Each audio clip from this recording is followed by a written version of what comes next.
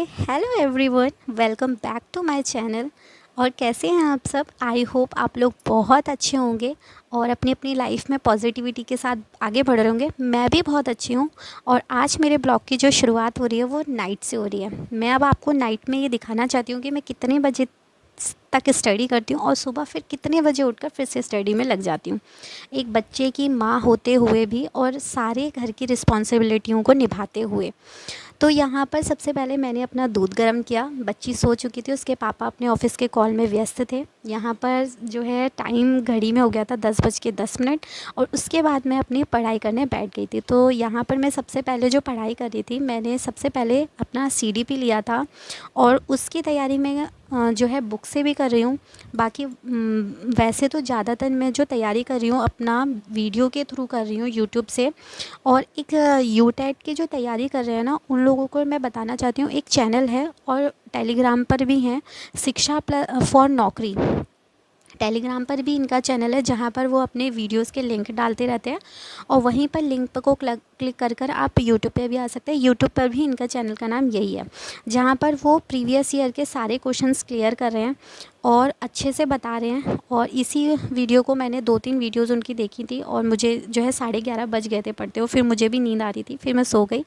और यहाँ पर फिर मेरी दिन की जो शुरुआत होती है वो हुई थी मेरी 3:30 बजे। अलार्म लगाना भूल गई थी, पर हो सकता है भगवान का कुछ चमत्कार था कि मेरी आँख ऑटोमेटिकली उसी समय खुल गई। वैसे तो मन नहीं कर रहा था जगने का, बट फिर भी अंदर से मोटिवेशन होने के लिए अपने एक बार बेटी को देख लेती हूँ तो अंदर से ऑटोमेटिकली जो है मोटिवेशन आ जाता है कि हाँ, इस बच्ची के लिए मुझे कुछ करना है। तो मैं जग गई थी 3:30 बजे। और उस समय ना पढ़ने का एक बहुत फ़ायदा भी है, उस समय ना घर के सारे मेंबर जो हैं बड़ी मस्त नींद में सो रहे होते हैं, तो हमें कोई डिस्टर्ब भी नहीं करता। और बेटी भी जो है सो रही थी, तो वो उससे भी कोई जो मतलब जो मुझे परेशान करती है तो वो भी नहीं करती। तो मैं अपने पढ़ाई को अच्छे से टाइम दे सकती थी, इसीलिए मैं 3:30 बजे उठ गई। मन ना करते हुए भी उठ चुकी थी। थोड़ा सा मतलब फ्रेश होकर फिर पढ़ने बैठ गई थी। तो सबसे पहले मैंने पढ़ना स्टार्ट किया था यहाँ पर एनसीईआरटी अपनी क्लास 6 की, क्योंकि यूटेट मेरा सोशल साइंस है सेकंड पेपर। जिनका साइंस है उन लोगों को भी जो है एनसीईआरटी पढ़नी ही चाहिए। एनसीईआरटी बहुत सारी चीज़ों को क्लियर कर देती है और जो एग्ज़ाम में पेपर बनता है ना, वो भी ज़्यादातर एनसीईआरटी बेस्ड होता है। मुझे एक कमेंट आया था कि मैंने जो है कौन सी बुक ले रखी है यूटेट की तैयारी के लिए। तो मैं आपको बता देती हूँ कि मैंने यूटेट के लिए ना कोई ऐसी पर्सनल बुक नहीं ले रखी है। और बुक ले भी रखी है ना, तो मैं उसे सिर्फ प्रीवियस ईयर के क्वेश्चंस देख रही हूँ हेल्प के लिए कि कैसे कैसे क्वेश्चंस आ रहे हैं, किस तरीके की तैयारी करनी है। अगर आपको अच्छे से यूटेट की तैयारी करनी है तो सबसे पहले उसका सिलेबस देखिए, हर सब्जेक्ट की सीडीपी में क्या है। आपको जो है वाईटी पर वीडियोस दिख जाएंगे कि यूटेट का सिलेबस हिंदी में क्या है, इंग्लिश में क्या है। अगर आपका साइंस का सब्जेक्ट है तो साइंस में सिलेबस क्या है और सोशल साइंस का सिलेबस क्या है। तो आप उसके अकॉर्डिंग तैयारी करेंगे तो आपकी तैयारी बहुत ही ज़्यादा अच्छे से होगी। बाकी मैं बता देती हूँ कि मैंने जो बुक ली है यूटेट की, तो सेकंड पेपर है और ये है हमारी 6 to 8 के लिए। और जो है इसमें 15 प्रैक्टिस सेट हैं। सिर्फ प्रैक्टिस सेट के लिए मैंने ये बुक ली थी, बाकी इसमें इतना कोई डिटेल्स में नहीं दिया है। डिटेल्स में पढ़ने के लिए आपको सिलेबस देखना पड़ेगा और वह जो है यूट्यूब वगैरह से या बुक से आप छान सकते हैं कि कहाँ से हमें क्या क्या मिलेगा। सबसे पहले मैंने यही किया, अपना एनसीईआरटी जो है कंप्लीट किया। एनसीईआरटी का चैप्टर मैंने 7th और 8th जो है कंप्लीट किया था। उसके बाद रिवीज़न किया।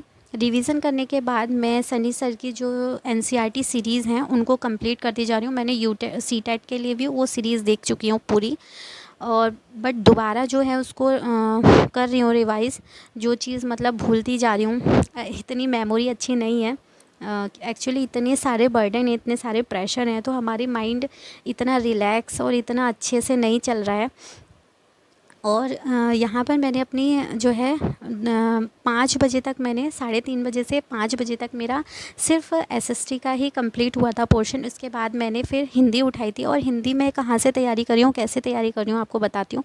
सबसे पहले मैंने सिलेबस देखा और प्रीवियस ईयर के क्वेश्चंस देखे हैं। प्रीवियस ईयर्स के क्वेश्चंस में मैंने देखा कि क्या क्या क्वेश्चंस में पूछे जा रहे हैं, सिलेबस में क्या क्या बताया गया है, उसके अकॉर्डिंग मेरे पास एक सामान्य हिंदी करके बुक है हिंदी की, आदित्य पब्लिकेशन से है एक बुक।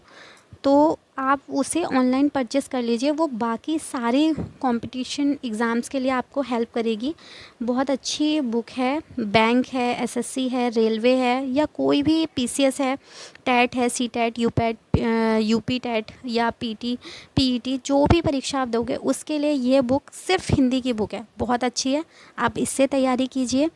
और मुझे नहीं लगता, अगर आप इतनी मेहनत के साथ अपनी अगर तैयारी करते हैं, अगर अच्छे से अपने पेपर को टाइम दे रहे हैं, तो मुझे नहीं लगता आपका पेपर रुकेगा। और ईश्वर किसी का पेपर रुके भी ना, मैं यही प्रार्थना करती हूँ, जो भी भगवान मेहनत कर रहा है उसे सफलता मिल जाए।